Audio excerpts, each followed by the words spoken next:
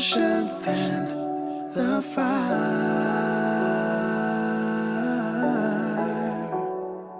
and I'll be falling in my desire. Live. Waiting for everybody to come in. Hello, how are you? My name is Eli.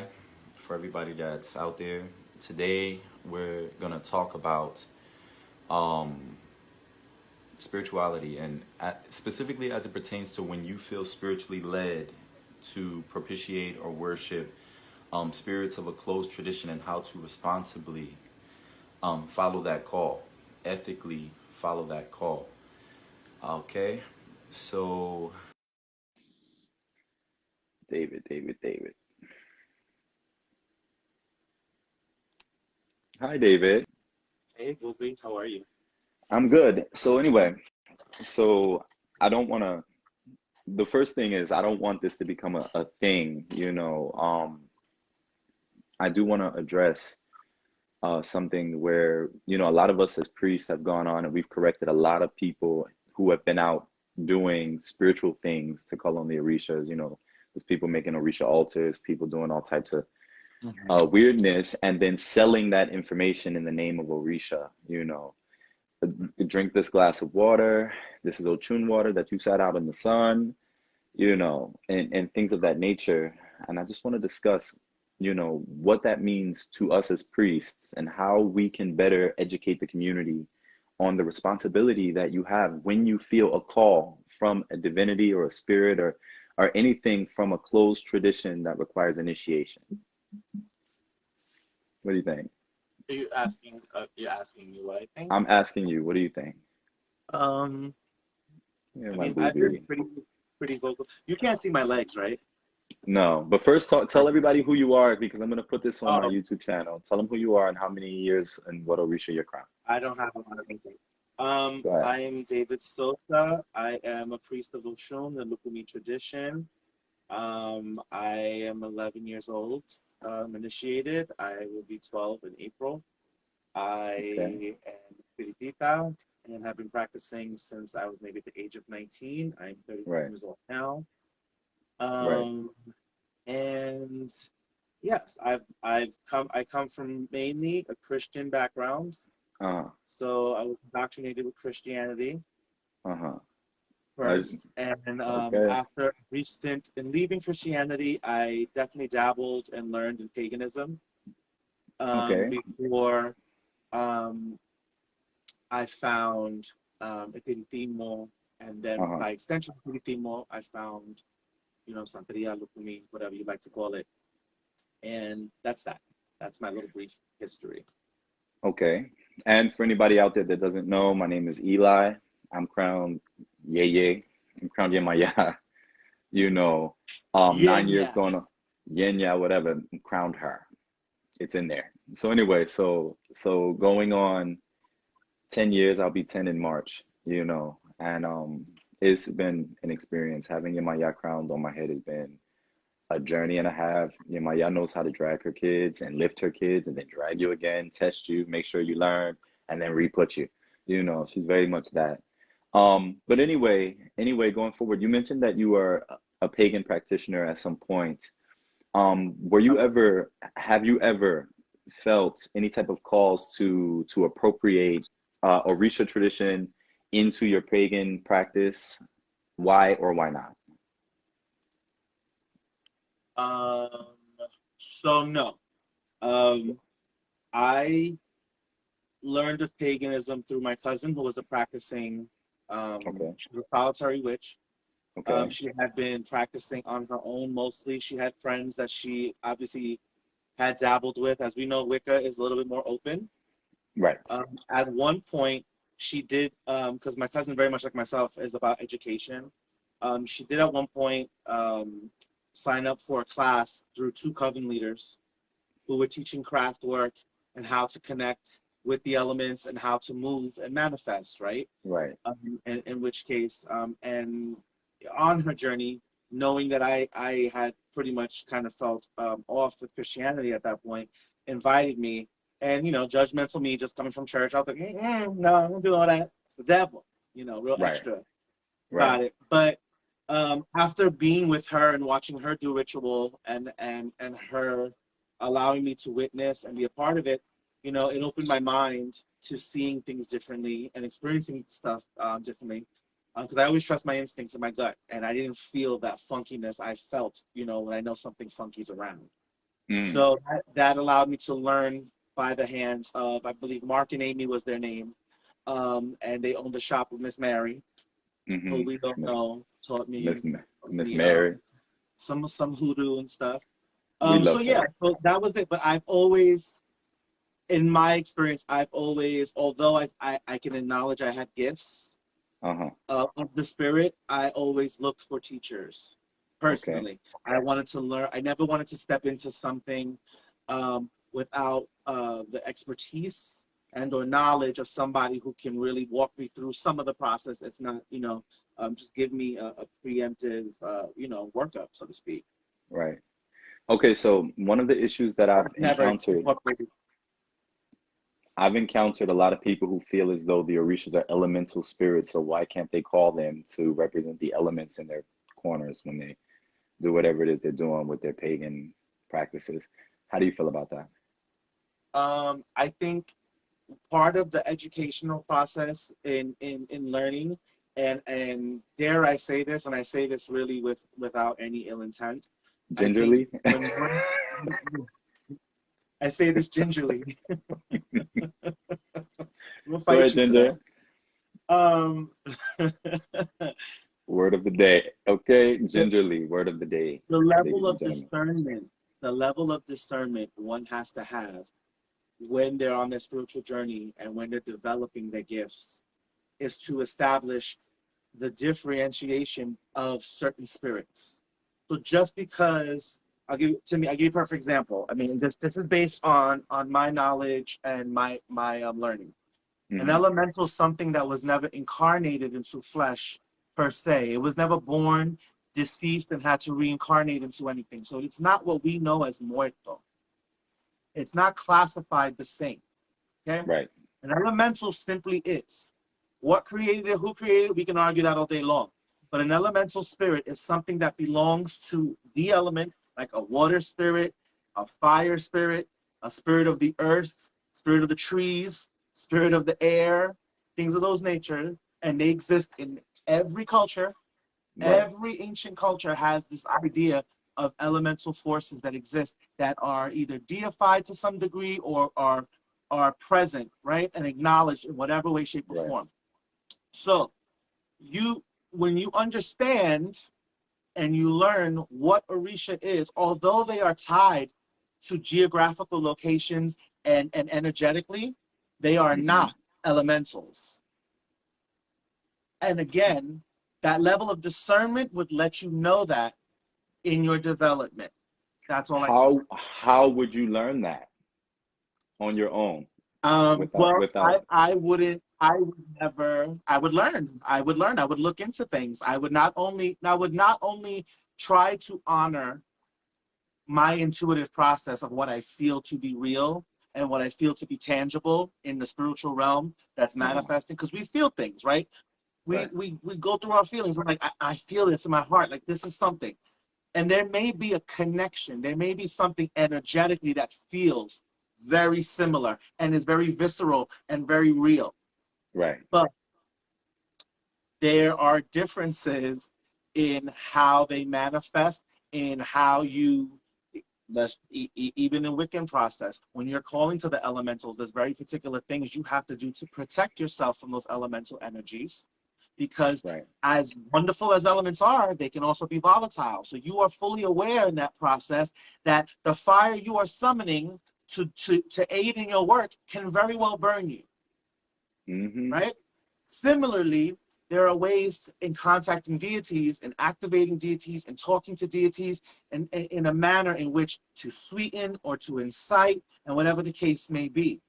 And so when you have, dare I say, priesthoods that are living priesthoods, breathing priesthoods that have been in constant practice, they have lended to years of knowledge and practice and ways of how to approach, how to deal with, how to appease said entities and or deities. So you learn through those examples. Just a side note, real quick, throw this in there. Your ancestors, you being Black, does not give you, by way of blood, any type of license to call yourself anything within Orisha. If you feel like your ancestors and your spirits and your elders are guiding you, these whatever these spirit guides are that you have, are guiding you towards understandings and practicings when it comes to any spirit of a closed tradition, it's not for you to go ahead and appropriate that culture into what you are already practicing. What it is for you to go and investigate and find out what in your spirit frame, your spiritual frame, needs that particular currency, whatever it is that spirit is bringing for you. So you have to go to trained priests. And if your spirits are responsible, which they are, especially if they're ancestors, you know what I'm saying, they're going to guide you to someone who can assist you and someone who can help you. But it's always to a priest. You can't just wake up one day and say, because I'm Black, I'm gonna go ahead and call out and claim Chango. It doesn't work that way.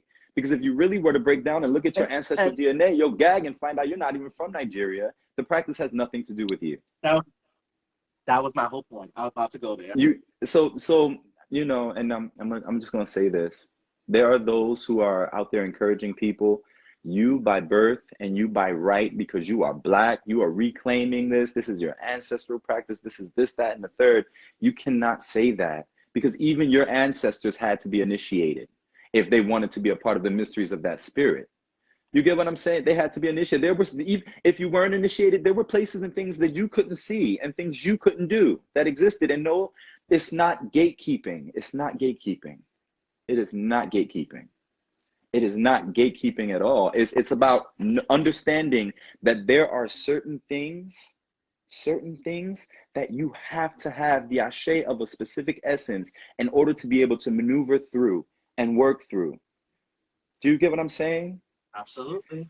So one of the issues that we have right now with these people out here in these streets is that they're going on Witch Talk, they're going on YouTube, Wikipedia, all that, and they're learning spirituality in a very, very good place in their heart. They're looking for love. They're looking for this loving energy of what we have, this loving energy reaching out to Oshun as laughing, loving mother. Oshun's not always laughing, loving mother. No, and this not. is why you need a priest, because Oshun can be nasty, vicious, petty, spiteful, vindictive, all that. You get what I'm saying? Yemaya, oh, mother of the world, mother me, as we go ahead and do all this stuff with 7 pennies at the ocean. Save your pennies, baby. She don't want them. Okay? Yemaya's not nice. She can be nice when she wants to, but Yemaya, the Yemaya I know, will drag it. When Yemaya sits, nobody moves.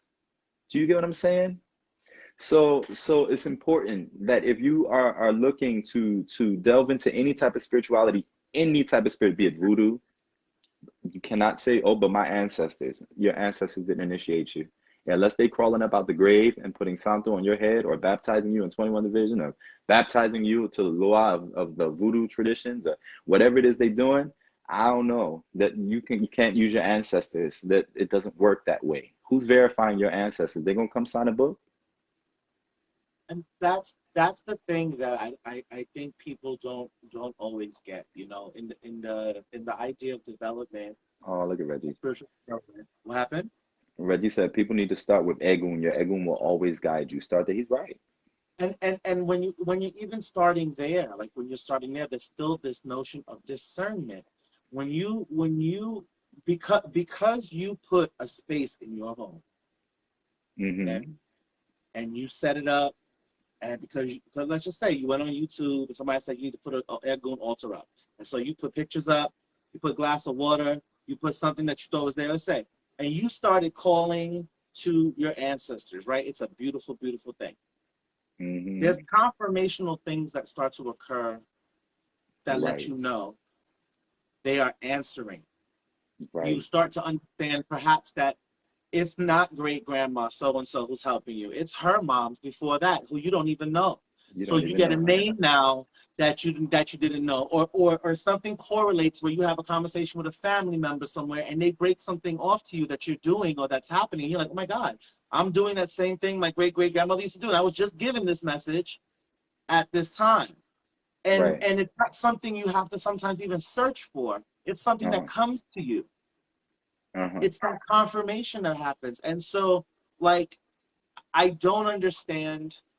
I do understand. I mean, when we break down what colonialism has done to all of us and has stripped us away from a source and put us in a new place and had our ancestors be conglomerate at times, and I say that as far as having different African people of different dialects and places and whatever be together and have to be forced to live together, it becomes a hodgepodge, which is why sometimes I understand the ideas behind African traditional religions that are established within the United States, right?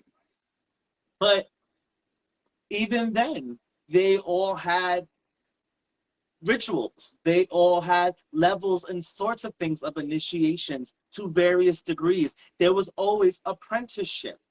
There was always levels, so that there never was a thing where you just woke up one day, had all the gifts in the world, and then you're able to minister to the myriads of people. Right. Listen, let me tell you something. I practice pagan spirituality, witchcraft. I love it. It's my thing. You know what I'm saying? I love light my little candle, call the north, east, south, west, you know, sitting here doing all the extra, the fluff, carving the candles, dressing them, you know, doing all the correspondences on the days and with the stones and the crystals. I love all that. You know what I'm saying? It's a beautiful thing, but it's separate from this. You know what I'm saying? I have Orisha for Orisha, that for that. You know, a perfect example of using my own life as an example. I felt a call to a very particular type of spirit from a very particular type of tradition that has nothing to do with me or my ancestors. My ancestors know about India. Nothing. But I start feeling this call for this energy of this man called Shirdi Sai Baba. Shirdi Sai Baba. I can't even pronounce it. That's how new it is. You get what I'm saying? So I ignored it 2-3 months, and everywhere I turned, here's these confirmations, So then I thought, okay, I'm going to go ahead and get this. And so I brought that in, spoke to that spirit, and that spirit began to confirm very particular things that I wouldn't know because I'm not a part of that tradition. Right? The responsible thing to do is not to appropriate. So here I am, acknowledging the fact that I have this essence that I'm now, you know, calling in and working with in a very particular type of way, but I am aware that he belongs to a tradition that I am not initiated into. And because I found out, you know, I had to do my research. You have to do your research at some point. Found out this man was, and he was received and embraced as, you know, a god by the Hindus, that, and in his particular teachings from reading the Sai Saturita, that he wasn't about religious organization or anything like that, that he wanted everyone to be spiritual. It made sense why that spirit would reach out, why that spirit would draw me into that, because he represented the ideals of who and what I am.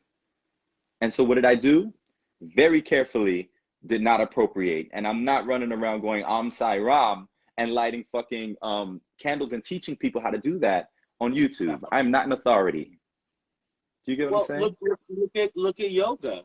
Yoga has been appropriated to such a degree where people are doing all sorts of yogas that they made up, that they have put their little stamp on, and don't even realize that yoga is part of a spiritual practice. Right. That it's not just an exercise. It's not a form of stretching. It is actually a way to balance energies out, to awaken chakra energies in your body, to do various of other things. Even, dare I say, if you really go back into Vedic teachings of the Kama Sutra, it's not just about sex. It's about Kundalini energy and what is traveling through your chakras all the way up, and you're in a state of euphoric bliss, which is in a form of enlightenment. It's life force. It's vital energy being called up the spinal cord through the head. but It's people don't all know that. energy. We all know about that. No, it's not. Wait, you know, it's true, the energy, and it's that. And when you start to just take it and make it something else, simply because you feel compelled to, and you haven't done the work, Right, and that's the thing that I think bothers me the most. It's right, that it's so easy. It's so easy to claim it and to have it. And going back right, to my point earlier, with the colonialism and with the circumstances, you have a lot of people out here that feel disconnected. They right. feel like they need to be involved in something more.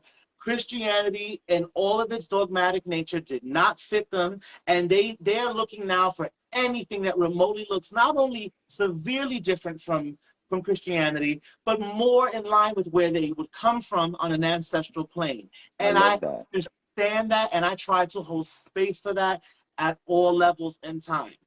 I understand the frustration. Let me put it out there now, controversial or not. I understand the frustration of Black people in America who feel they Okay. have to learn things from people who don't look like them about their African traditional religions that come from some of their ancestors, and have Right. to go through language barriers like Spanish or whatever else just to get basic information on something. They're I like, get it. listen, I I'm get it. I'm probably I get 18, it. I'm like 80% Yoruba to your 10%, and I have to fight my way up to get this damn information.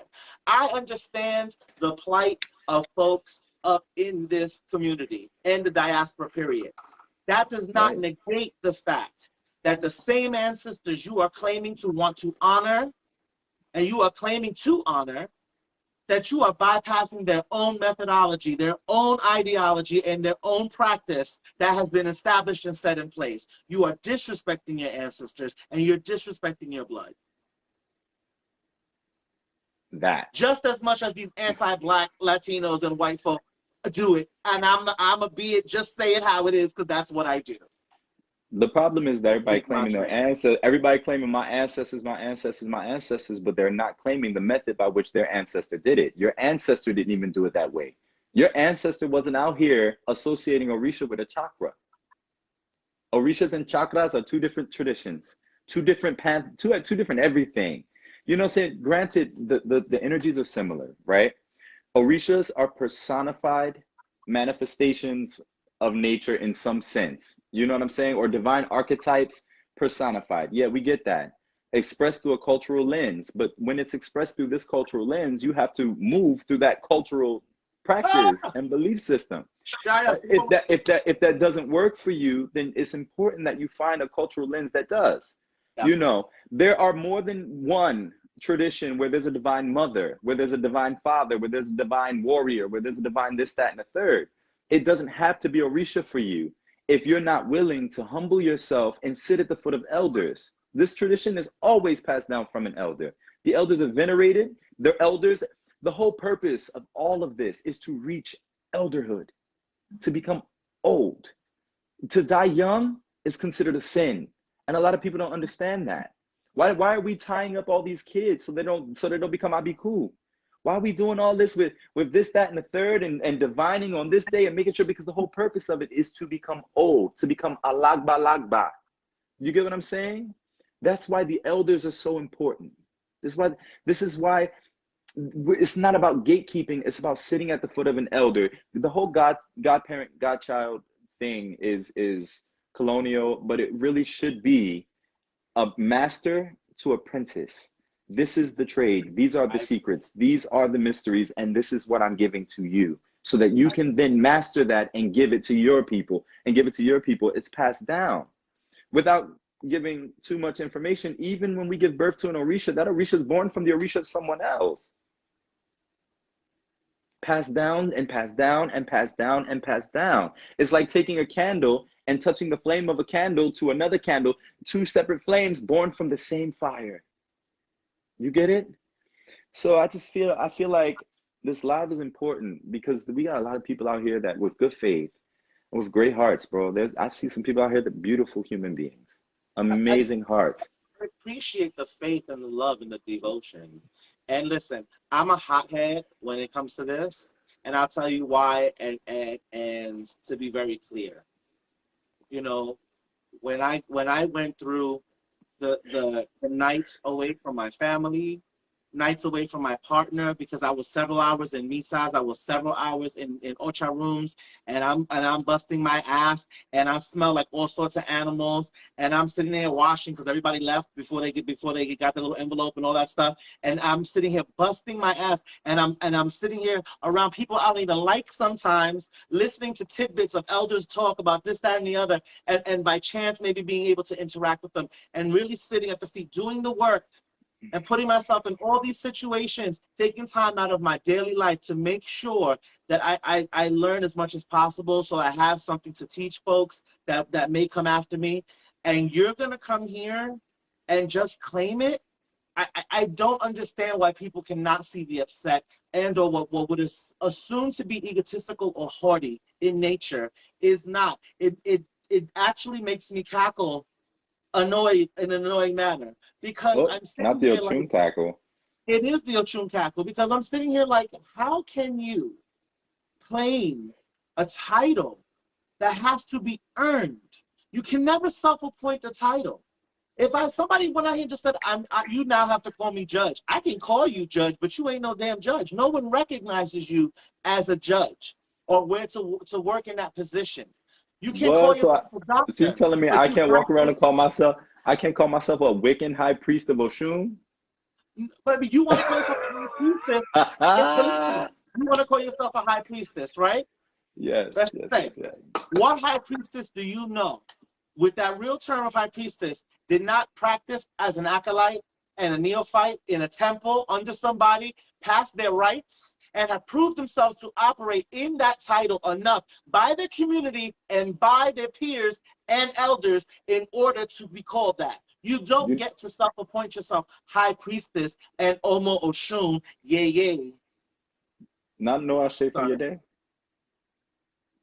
I'm Listen, being good. we're not doing this. Listen, I'm being good too. I'm being The good. point I'm is, being good. the point is, Sorry, if you Tomasa. call yourself, if you go ahead and you better apologize to that spirit. Listen, if you go ahead and you tell people that you are a high priest, a Wiccan high priest, and or whatever, I'm going to ask you about your first degree initiation. Boop, Then I'm going to ask you about your second degree initiation. And I want you to tell me what the shadow work was like. boop. Okay? I'm going to ask you about those things because those are things you would know. You can't go ahead and self-dedicate yourself and call yourself a high priest of something. It doesn't work that way. You are a solitary practitioner. You are a witch who learned simple magic. You learned, what is it? What do they call it? Sympathetic magic. Okay? And it You works. can't. That works. But call Yeah, yourself that. Let me tell you something. My cousin is an eclectic solitary witch. and we love them. And we love them. And my cousin will turn it out and do her little ritual and get her results. And for her, she's not worried about ministering to the people. She has her own connection. She has a deity that she works with that has come to her, which is Bast of the Egyptian Kemetic, right? And she And works with why that. is that appropriate? Why can she do that? There's no living priesthoods right now. That's always going to be my answer. Show me the Temple of Bast right now where all the priestesses are continuing the work of. Now, I'm not saying culturally it's not done on the countryside or wherever in homes where it lasts within the culture. Just like us with superstitions and certain things we do that have spiritual context, right? Don't put your purse on the floor. Don't put certain things on the bed. Don't wear all that. Don't put your hair out in the garbage. You got burning or flush it or whatever, right? Like all that stuff has spiritual connotations that have leaked from past beliefs and practices into culture, right? Right. So she's told me about her journey, and she has told me about her conversations with the goddess in the altar in her home. And you know what? Mafedefun, go do it, girl. Have it. Do it. Ashe. All that, It. right? I love it. Hallelujah. But she's also not claiming anything and trying to be that to anybody else. She's staying her punk. That's it. That's the important part. The important part is recognizing that when you decide to build a platform and speak on something, yes, it is your spiritual journey. You are entitled to that. Have that. But when you start creating a platform to speak on those things, what you're doing now is teaching people who don't know better how you did it, and teaching people that it is okay to appropriate, and somebody's going to get hurt dealing with an essence they don't understand because you don't understand it. You think you know. You could be wrong. And I'm not, I'm not trying to mean girls anybody and say you can't sit with us. It's not that. What we're saying is, if you feel drawn to a specific energy, then speak to that energy and ask that energy to guide you to where you need to be in order to further your growth as it pertains to that particular thing. I went out and bought this Shridi Sai Baba thing, and I spoke to him. I asked for very specific things, and that essence responded. So much so that y'all are taking me to a Hindu temple on Saturday and think I don't know. I know. Don't look at me like that. I know. And I'm happy about it. You had a conversation with Spirit and they told you that? I be knowing everything. See, that's the problem. Y'all don't be knowing I know. So. Call you that. We're going to have a conversation after this because I'm going to fight somebody today. But you know what? But you know what? That's the responsible thing to do spiritually. When you're called by something from a tradition that you are not initiated into, you seek out the priesthood of that. And then you take what it is that you have and you allow them to do to it, whatever it is. In this particular case, I might drag with me the Morty. You know what I'm saying? And say, can you, what would the process be in order to go about calling that energy to settle it in this particular vessel? And how much would you charge me for that service? Because you have the ability to do that. I don't. The responsible thing to do. Do you get what I'm saying? But that's any place. Can you imagine? Just think about it. Just think about it. Imagine there's a conventions of chefs. They've all went through their school, worked as sous chefs and all that stuff. They get there, and here you come as a home cook to tell, not to say that you can't teach nothing to them, but that they can't learn anything from you. That's not the point.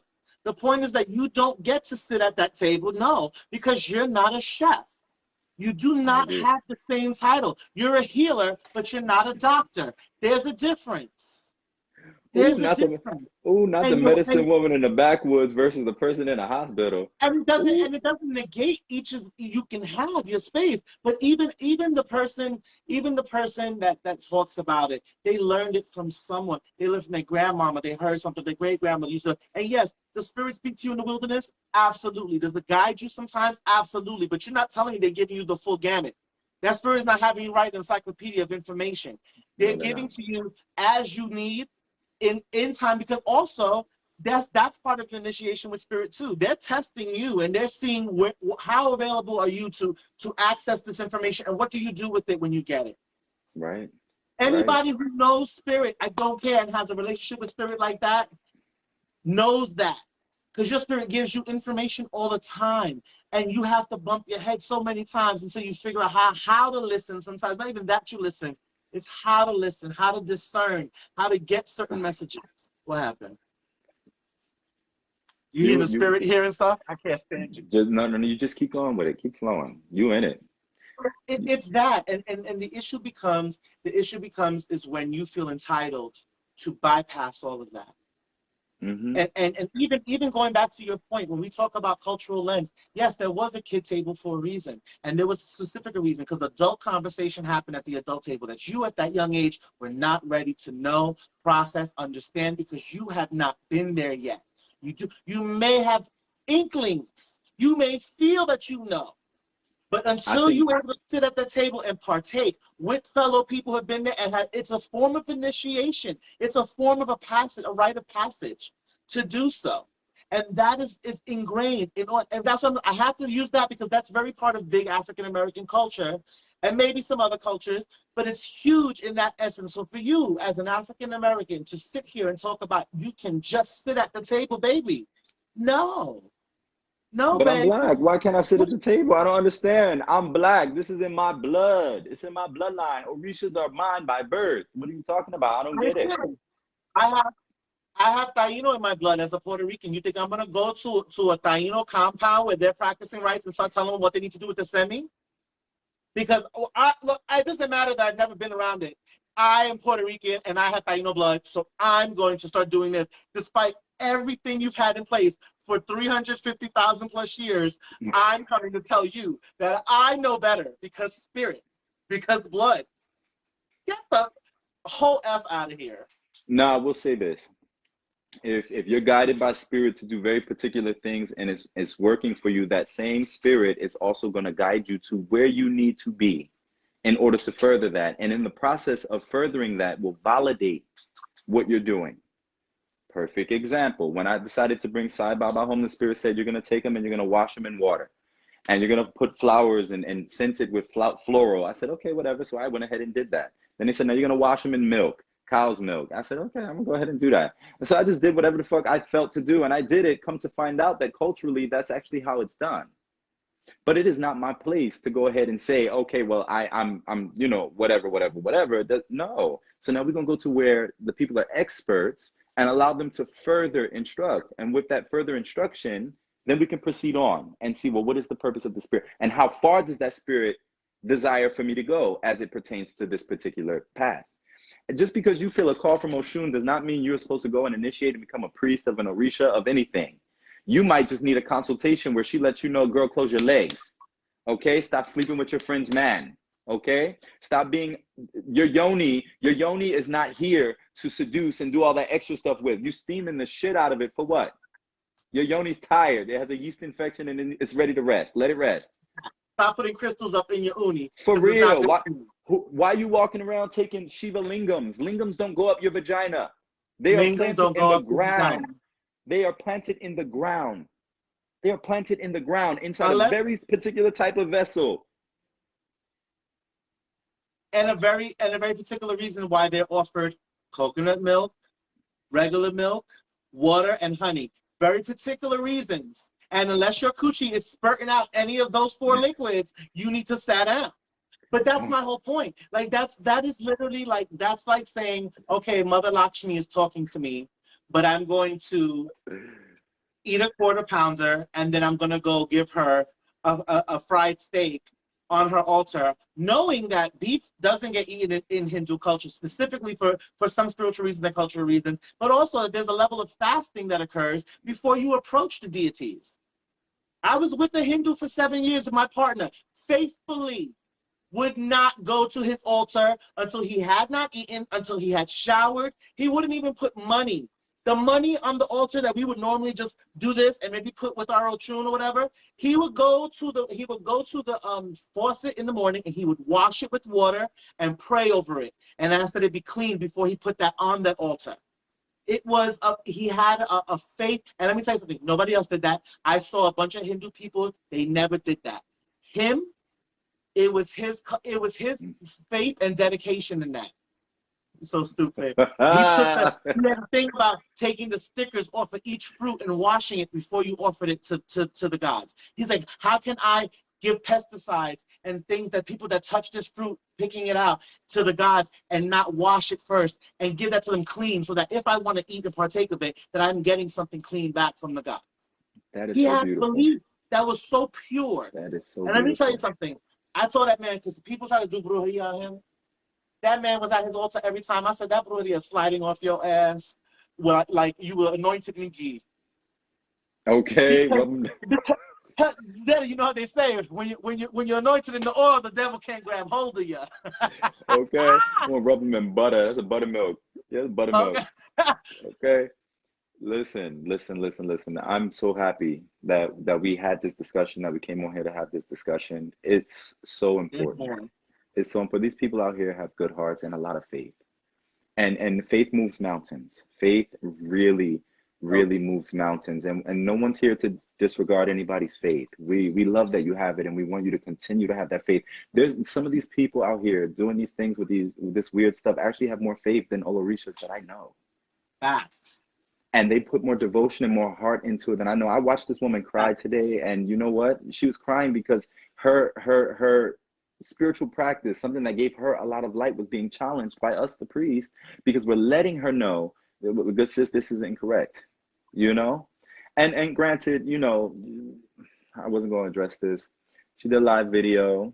She put up a YouTube about everything I said to her and cried, and I didn't mean to hurt her feelings. I actually was coming at her from a place of love. And I took a note from you, and I posted on it, and I said, I came at you crazy because of such and such. However, should you want to talk about it, because I know you have been invited to speak about it, the platform is open publicly or privately.